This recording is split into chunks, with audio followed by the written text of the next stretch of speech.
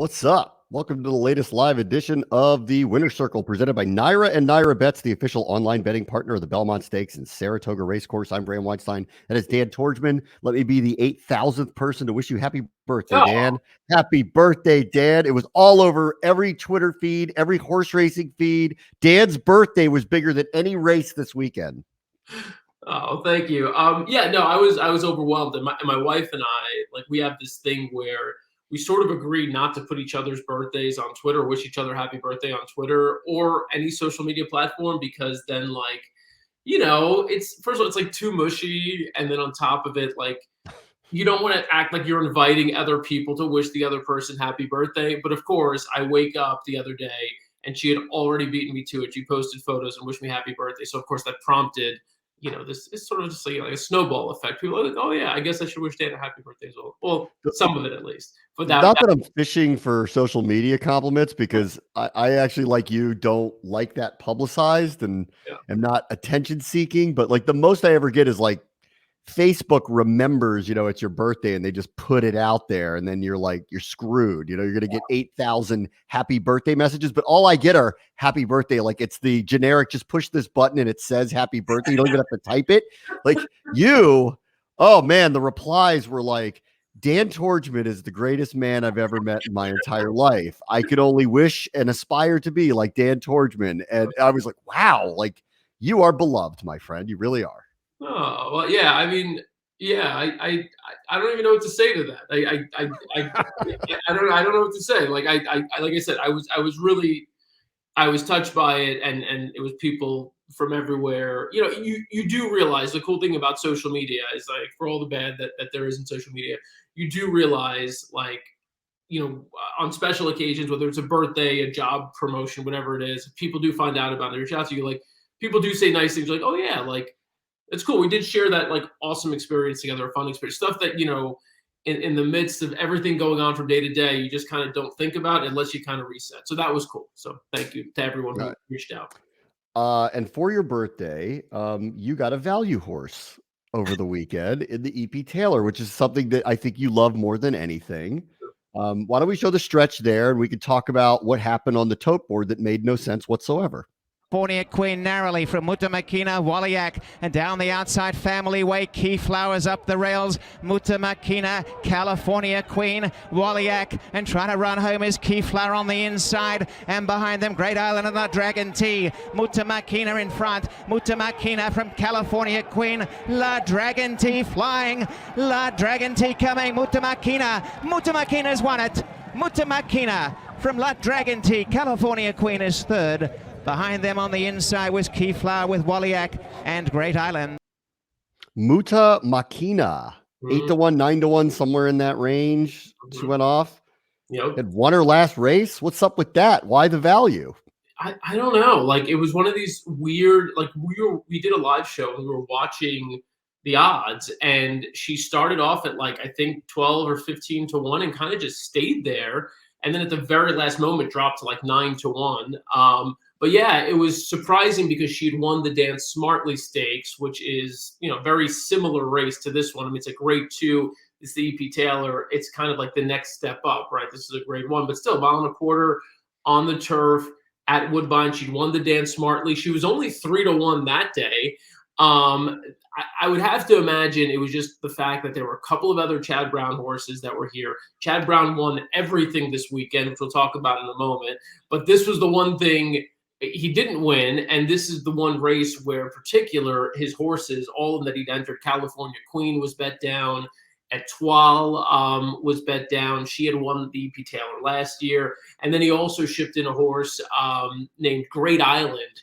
It was really disappointing. Finished second in the Flower Bowl last race and then just didn't show up here. There were also a couple of European horses, and then it turned out it ended up being a really good exactor because none of the European horses, none of the Chad Brown horses hit the top 2. The horse who finished second, it was also trained by Christophe Clement, who trains Mukina. So La Dragon Tea, Clement Exacta, it was 8-1 over 6-1, paid really, really well. And then you also had, who do we have here? You had Dylan Davis, the driver, the jockey, winning his first Grade 1 win. And it's crazy to think about. Dylan Davis has been around for a while now, it seems. He always does well, like in the winter, riding in New York. But you think of him as a New York jockey, wins his first Grade 1 race at Woodbine. So pretty cool for Dylan Davis. Congrats to him. Yeah, I mean, that when I look up and I see a horse I like, it's 12 or 15 to 1, I get scared off and think I'm not seeing that right. Or like that I'm wrong. Like there's something wrong with, like, I don't go, wow, that's value. Oh my God, I hope nothing changes here. I'm going to hit this. I go, why do I think I like this horse when no one else does? Yeah, I agree. Like psychologically, when I'm handicapping, and if I see a horse, like let's say 15 to 1 in the morning line, and if it's right before race time, and he or she is still around 15 to 1, or is maybe 12 to 1, or is maybe 18 to 1, I'm like, okay, this feels okay. Like the horse isn't necessarily getting completely faded.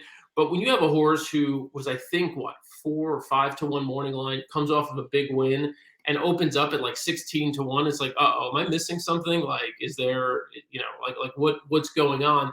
But at the end of the day, I guess you got to just have faith in your handicapping ability and just go with what you think is right. My mind consistently goes to, why do I think this? Why am I dumb? And maybe it's this is a lesson learned. Like, if you like it, go with it, and there's nothing lost there if they don't come through. All right, you had mentioned Chad Brown. Why don't we show one of his wins over the weekend, the QE2? As you mentioned, he crushed it over the weekend. Here's one of the big ones. Go Shantasara is fourth up on the outside. Queen Goddess and then Flippant in the center of the course. Technical analysis with Shantasara now taking the lead, moving by the 8th pole. Burning Ambition third. Nicest running late toward fourth, toward the inside, but Shantasara is moving on for the finish. A widening 4-length lead to Technical Analysis in second. Down to the wire, Shantasara, Flavian Pratt to win the Queen Elizabeth II Challenge Cup presented by Dixiana. All right, and wins going away. So you want to go through Chad Brown's weekend, just crushing it? I mean, so first of all, not only did he win that race with Shantasara, he also finished second there with Technical Analysis. At Belmont, he won another big race. He won with Fluffy Socks in the Sands Point Stakes. That was the other big graded stakes race this weekend, at least stateside.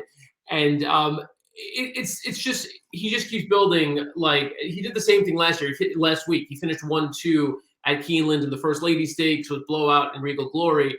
And it's just this time of year, like, it's funny because I can remember at Belmont at the start of Saratoga, people were like, oh, Chad Brown's not winning at the same clip.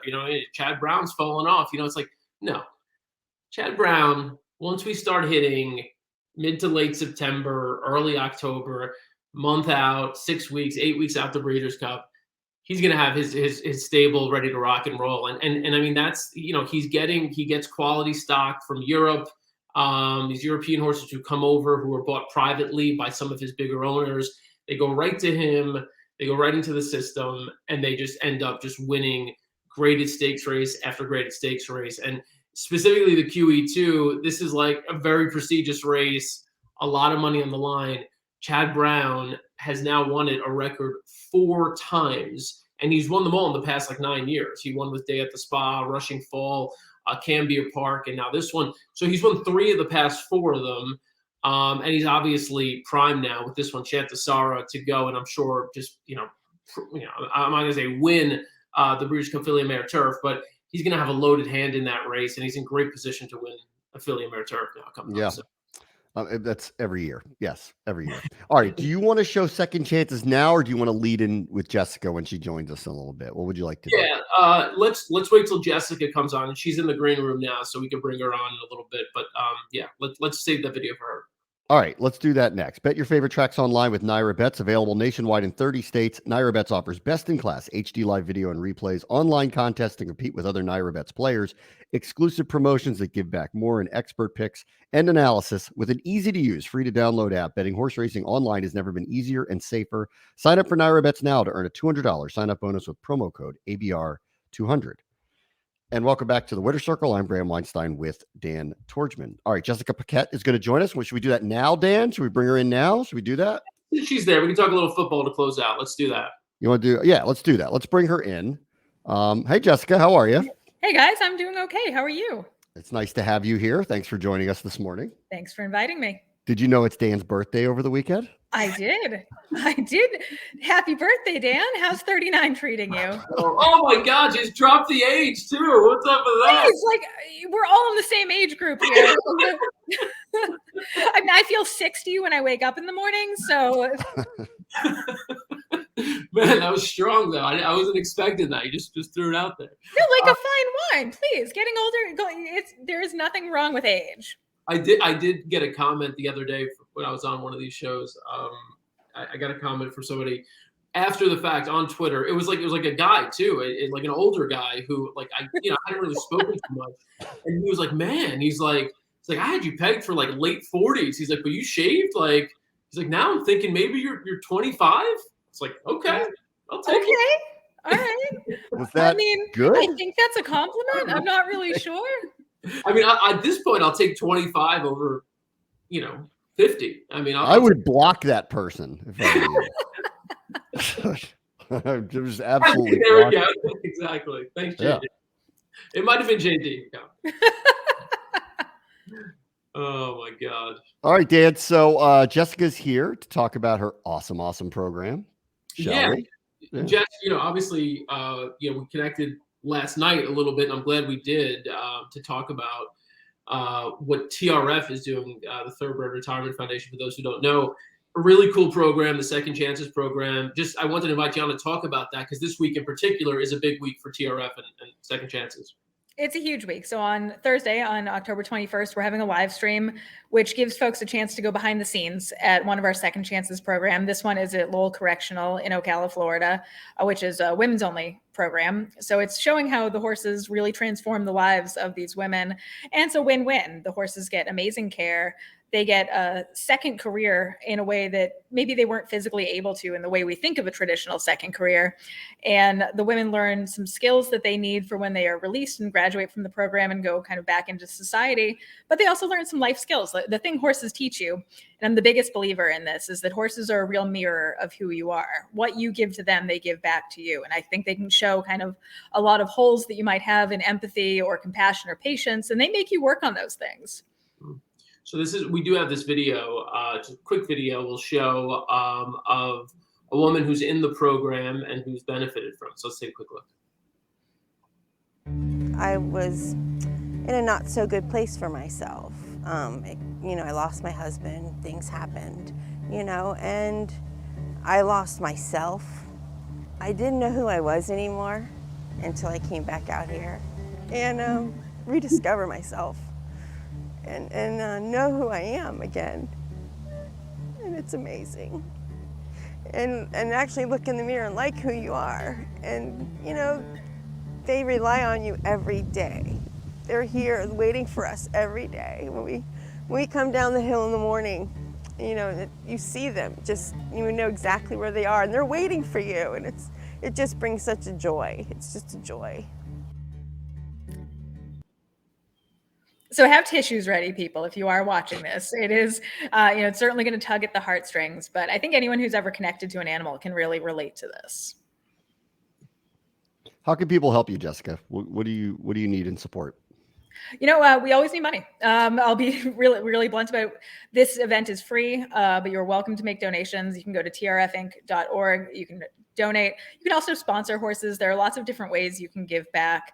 And for those of you, racing fans like we all are, there's some big names in Lowell, which as a racing fan, I love going through the roster. Forbidden Apple is there. Shake You Down, who was just one of the coolest hard knocking horses. He's living out his best life in the program as well. And then in Kentucky, Warriors Club, there's some big stakes horses, but the TRF opens the doors to horses of all walks of life. The horses that were career maidens, never beat a horse. They're just as welcome. What horse are you giving Dan for his birthday? I have a couple, Dan. If you want one of mine on your books, you're welcome to take Puget Sound for a little while. I know, like what underlies all that is you think it would be a gift to have a free horse, right? Have a horse. No. No, there's no such thing as a free horse. They're just the gift that keeps on giving. Right.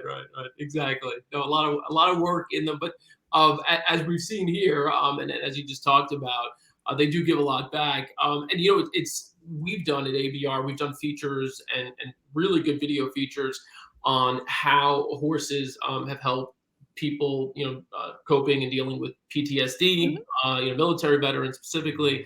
It is pretty remarkable, like all the different ways in which, I don't know, maybe this was going on 100 years ago or 200 years ago, and like it wasn't well publicized, but I don't think it was. I feel like we sort of just stumbled upon this reality over the past 20 or 30 years where we realized, like, you know what, like, yeah, it's exciting, racehorses race, horses do a lot for society in general, but like, you know what, they could also help people in this sort of mental, emotional, spiritual way that I guess I hadn't realized, prior to seeing stories like this one.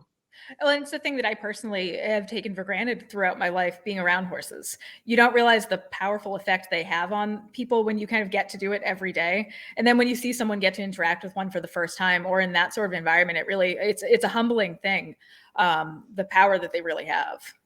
You like anybody in the Breeders' Cup, Jessica? A couple weeks away. Who you got?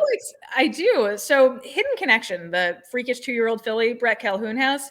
I mean, that last workout I saw from her just blew me away. Of course, I'm a little bit of a homer now that Colonial Downs is home. So seeing her break her maiden there, she's definitely a rooting interest for me. I do have some questions about how far she really wants to go. I think she's really going to wind up being more of a 1-turn mile type filly, but at this point might just be so ahead of her peers. She's good enough to get that far. The Classic, I think, is the most interesting race. I think this is shaping up to be one of the deepest, most complex classic fields we've had in a while. Medina Spirit's in. Nick's go. It's an interesting group. Yeah. She's going to leave us with that bomb. Medina Spirit's in.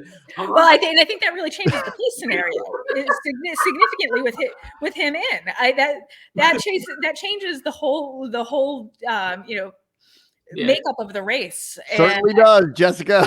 Certainly does. Right? Like, what do you do? It's so it's such a fascinating handicapping race to me. Yeah. I'm going to try to beat all of them. I don't know who I'm going to try to beat them with, but I'm going to try to beat them. What are your feelings on? I know a couple of people who have strong feelings for and against. I'm for. I know Bram's got a little personal favorite he's going to try to beat her with. What do you think of Latruska? Horse of the year, man. I think she makes me feel more like a fan than horses have in quite a few years. She's one that gives me all the feelings. That's all. Then I feel bad for you when she loses because I'm still a fan. I'm really happy when she loses. She made a liar out of me. So, like, you know how we have bad horse racing takes? I've had a couple of real zingers this year. One was that the Louisiana Derby, nothing good was going to come out of the Louisiana Derby. That was just brilliant. Like, I'm a professional. And then before the Sam Houston Ladies Classic, when I was doing some stuff for Sam Houston, Chris Griffin texted me a video of her jogging, and I was like, "What is that? No way she wins. No way." So apparently, that's all it takes is me being negative about them, and then they turn their whole life around. Oh wow! I need to call you to be negative about every horse to bet on here moving forward.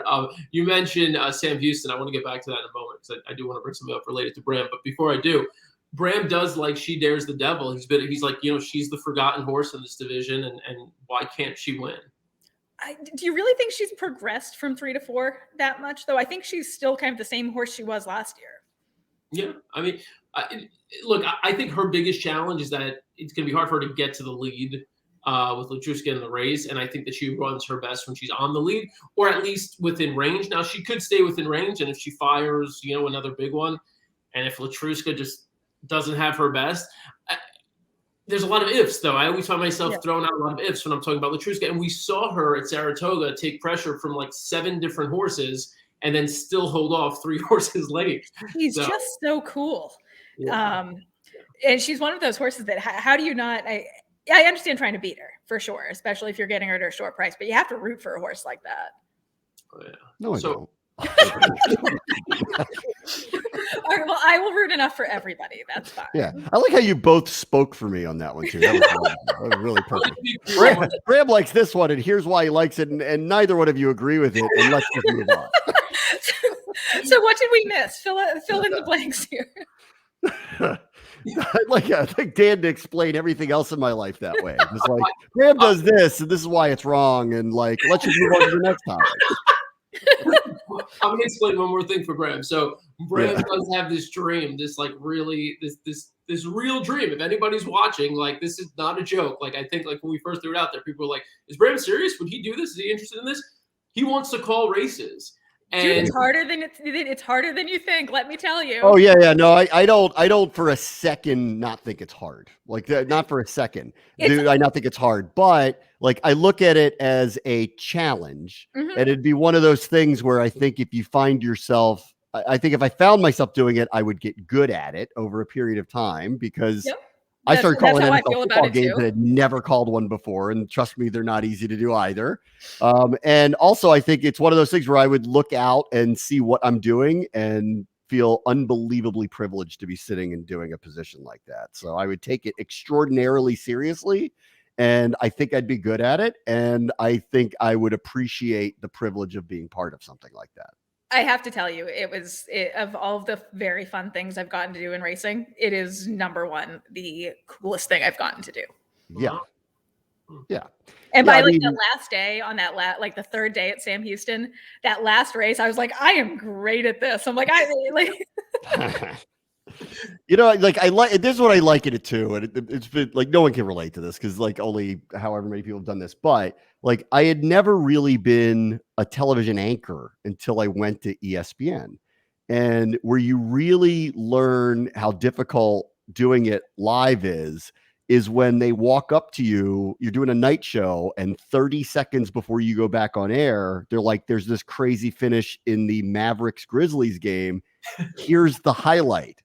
You haven't seen it. You don't know anything about it. Right. And then they're like 5, 4, 3, 2, and then it happens. And you're just like, oh man. And then suddenly something clicks though. And it works for you. And I've taken those lessons into calling live events like an NFL game. And I think I'd be good at it with horse racing too. I think I think I would.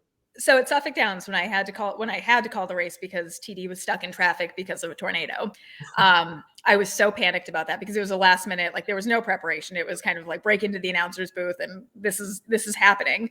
And as the horses are going into the gate, that was when I kind of took that breath and realized, like, you know what's happening. Like at the end of the day, you know what the action is going on. Just say what's going on. Yeah. And if you can slow down your brain enough, then you're good. Yeah. I mean, do they frown upon people being angry at a finish if you had the 15-1 horse that loses by a nose? I think that might add a little different color to it. That's what I'm saying. I think like there's some ideas here, where I could be like angry, about the outcomes, things like that. I think there could be some performative art there going on. It's so 60-1. Why didn't anyone tell me? There's something there. So, Jessica, before we let you go, tell us one more time about the horse show Thursday night, where people can watch it, and also how they can support TRF. So you can go to trfinc.org. It is a live stream, free to everybody. Just join us, watch, tell your friends, share the magic of the transformative power of horses. It's at 8 p.m. Eastern. It'll be available for replay as well, but join us live. It's 8 p.m. on a Thursday night.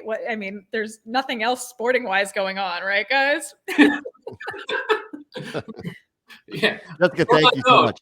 On that note, thanks for having me, guys. On the next block, all right? Thanks, Jessica. Bye. All right. Dan and I will be back right after this, but first, check this out. No sport in the world brings the wins home like racing. It's one-of-a-kind, high-speed, high-stakes action, and Nairabet takes you there. Place your bets and watch the races live from anywhere. With Nairabet, make easy, secure deposits and promotions every day to earn reward points or cash. Download the Nairabet app or visit nairabets.com.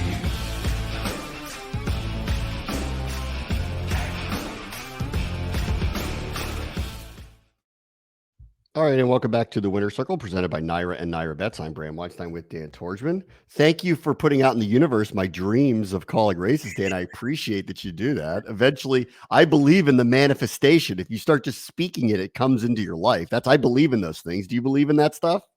I do. I actually do. Yeah. Okay, good. No. Okay, good. So I got a football one for you that I loved. This is one of those falls into the category I would like to see more in racing.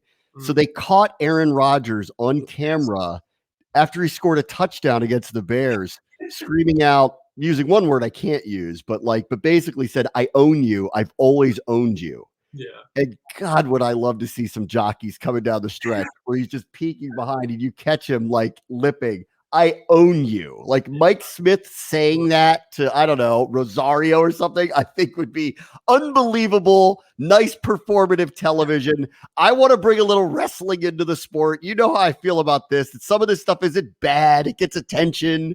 I don't want to see fights. I don't want to see any crazy stuff. I don't want what happened at Tennessee the other day where they're throwing golf balls at people. I don't want nutty things going on, but a little bit of those competitive juices flowing, I think, is good for sports, frankly. Yeah, I mean, look, we've talked about Aaron Rodgers, I think, a few times on this show. He's at a point in his life where he just doesn't seem to care. No, no, he doesn't. And we need, I think there are, there's some interesting moments that could happen as a result of that. And so, yeah, I'm with you. Like Mike Smith, he's too nice. I know he's too nice. He won't do it. But so who's the person who would do it is really the question. Who's who's the dude who rode New York traffic? Paco would do it. He would do it. I think he would do it. Or I want the Usain Bolt scene where remember that all-time picture in the Olympics where he's looking at the camera smiling when he's running by people? I like that. I want one of those. These are the type of moments I'm talking about. Even if they're concocted in some way, I think it'd be good for the sport. Victor Espinoza did a little bit of that posing on American Pharaoh. At some point, he made it a tradition to look over to the camera while he was crossing the finish line with American Pharaoh, like with his whip out, smiling. Yeah. There's a jockey in Europe named Mikel Barcelona who has won all sorts of big races. He won the Dubai World Cup. He won a big race this past weekend at Ascot, actually. And he has been criticized a number of times for actually standing up and waving his whip in the air. I love it. Before the finish line and all that. So yeah, no, I'm all about that. But to specifically what I felt like with Rodgers, in addition to sort of that sort of showboating, like within a game, that's one thing. But this was directed at fans. And I wonder if some of that's just an expression of you fans have lost your freaking minds. You were already crazy, pre-COVID. Now you guys have absolutely lost your minds.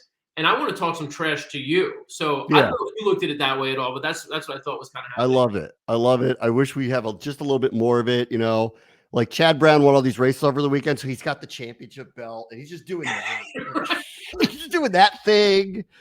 I'm down for it. I'm down for it. Nothing that gets crazy. I like that. What happened to Tennessee is another example of ridiculous, that fans can never do things just absolutely utterly. I don't care how much you hate Lane Kiffin, absolutely utterly ridiculous behavior to do. And in our sport, that stuff is so few and far between. I mean, we rarely see anything even remotely close to anything like that, but we also don't have participants that are overly provocative that way. Right. So I don't know. There's a happy medium here, I don't need Mike Smith, flipping off another jockey, but then again, I don't know. I can see it going viral, and that's Van Pelt's one big thing, and I think it's cool. I don't know. There's a lot of things happening here in my brain that says good, bad. I see the middle space there, but I don't know. In a new modern media environment, I'm always looking for stuff, and just a little more of that placed correctly, I think would be helpful. Yeah. No, I think it has to be a collective thing. There can't just be one guy in horse racing who does that. It has to be okay, it's acceptable for Johnny horse racing, right? We can't have Johnny horse racing. No. It's yeah. Look, I think that there needs to be sort of a shift in thinking, and people have to be more comfortable with it. The reality is it is a very conservative sport. So I think there's so much fear on so many levels that if you act out, or if you say something, or if you're a little too flamboyant, I know. Yeah. Everything is. I know. Speaking of gasping, by the way. Yeah. I will say, as difficult as yesterday must have been for you, You guys are still tied for second in the NFC East. That helps. Well, we're playing Aaron Rodgers next week at Lambeau, so we'll see how long. We got another tough one. I think I said this on the air yesterday. The next time Washington's home, they play former MVP and current Super Bowl champ Tom Brady after playing former MVP and Super Bowl runner-up Pat Mahomes today. And next week, they'll be playing the reigning MVP, Aaron Rodgers, in Lambeau Field. We have the most ridiculous gauntlet you could possibly have. And so our season's in trouble unless we could figure something out, between these next few weeks and beat one of these guys. And then you get the bye week, right? What week is the bye week? We have 2 more games on the bye week. We got at Green Bay, at Denver. Then we get a bye week, and then we get Tampa out of the bye. And then things lighten up a little bit after that. But, to the bye week at 3-5, I guess, and then I think that would be, that would be good. I think at this point, 3-5, if they could win one of these next 2, that would be all right. If they could somehow steal that one in Lambeau and get to 4-4, I think actually this team would be feeling pretty good about itself as they kind of try to make a run at a wild card for sure. Yeah. One other team I want to throw out at you, opposite ends of the spectrum to a certain extent. I feel like everyone had just faded the Ravens. Like the Lamar's done, the Ravens are done. Doubt. They just keep winning. They keep winning. Yesterday, and I haven't seen it yet because it was same time as our game, but and I'll watch it, at some point, probably because I nerd out on Game Pass and watch these games on like the condensed versions of them. But confidence is I heard someone say this, confidence is a hell of a drug, and they've gotten lucky. Frankly, like they won a game on a 66-yard field goal. They won on Monday night by blocking a field goal and then having a guy miss another field goal. So they very easily, their record could be very different right now, but they did win those games. And while I haven't seen it yet, I've heard that they looked every bit as good as that score suggested. And frankly, I'm one of the people who falls into the category of, I really like Lamar. I think Herbert's one of those guys, the every week, how you going to beat that guy? He falls into that category now. And they apparently just shredded their offense. So, good for them. Well coached, really well run. Lamar's, they're going to have to pay him a lot of money. They've been holding off on that extension with him. They're going to have to pay him a lot of money after what I saw on Monday night with him. And that is, I'm with you. I thought for sure this was the year that they fall off a little bit. And then they had all these injuries. And I'm like, well, now I know they're going to fall off. And here they are, front running. And that's a marquee win yesterday. I think the Chargers are good. So that's a big win. Yeah. That entire division is interesting, actually. I mean, I think the Bengals, obviously, people were expecting improvement there. And they played well. I mean, they lived up to it. I mean, they're on track. I mean, they're a playoff team right now, right? I mean, they're on track to. It looks like it. I mean, rubber will meet the road when they play, all their division games, and we'll see how they perform in it. But I felt coming in based partially because I thought Pittsburgh would fall off and I thought Baltimore might fall off, that Cincinnati had a real shot to be the second place team in their division. And if that's the case, they'd probably be a wild card team that way. I love Burrow. This guy Chase has turned out. Summer looked bad, but turned out, man, he's a hit. They've got real weapons over there. I mean, they're not a complete team, but they can score a lot of points. Burrow stays healthy. Watch out. They're tough. Yeah, I think Cleveland's underachieved, obviously, a bit there. And Pittsburgh is maybe overachieved. To be 3-3 for as terribly as they started out, I think is pretty remarkable too. So I agree. But I think Ben's done there. Yeah, I'm with you. So it's not going to last. And they played the Geno Smith Seahawks last night, not the Russell Wilson ones. So, yeah. Right. To be fair, I think I don't see them as a playoff team, but I'm just remarkable looking up that they've got the same record as the Browns. I wouldn't have thought that. Only 6 games in, they'd be right there with the Browns. So anyway. Yep. All right. Well, good stuff, man. This was fun. Oh, we got 2.5 weeks to the Breeders' Cup. Amazing. Yeah, amazing.